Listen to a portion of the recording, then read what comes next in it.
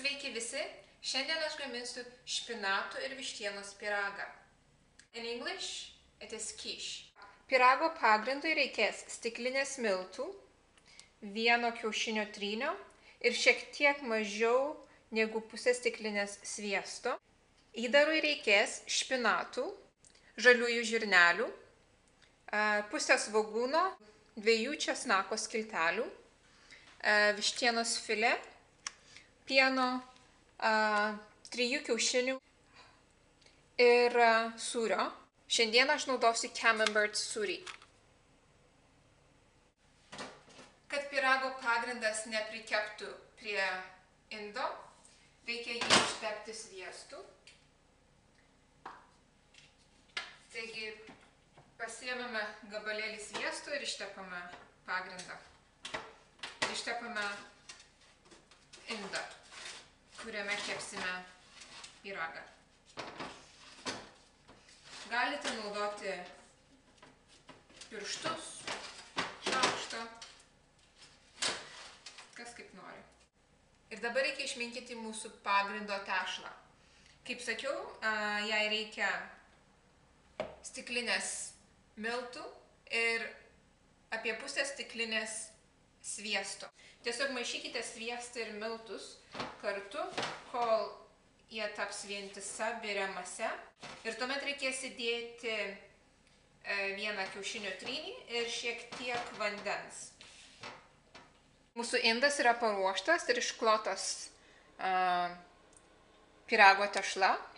Ir dabar įdėsime šį indą į orkaitę ir kepsime apie 10 minučių arba kol taps auksinės spalvos.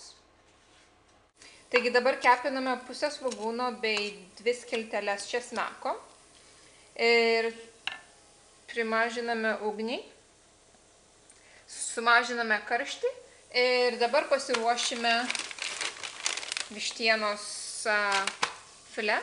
Sudėjau pjaustytą vištienos filė ir pagardinau prieskoniais. Skonio reikalas, druska, pipirai, kuminas, paleka, ką norit.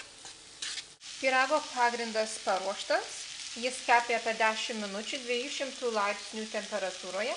Dabar sudėsiu špinatus į pyrago dugną. Špinatus reikia nusunkti, nes jie yra gan vandeningi. Žalieji žirneliai, svogūnai, česnakas ir vištiena. Pyrago pagrindą padengiau špinatais ir dabar sudėsime keptas daržovės bei vištieną. Supilame kiaušinių ir pieno mišinį ant viršaus.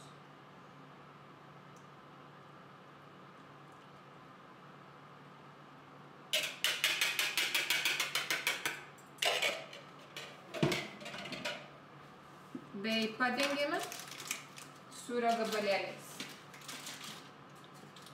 Ir dabar šį gaminį kepsime orkaitėje 200 laipsnių temperatūroje.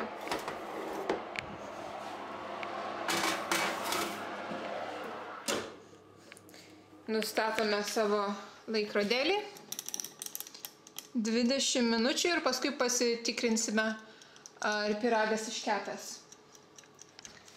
Šiandieną sugalvojau vienu šūviu 2 zuikius nušauti. Pagaminti vakarienę ir nufilmuoti vieną video savo YouTube kanalą. Skanaus!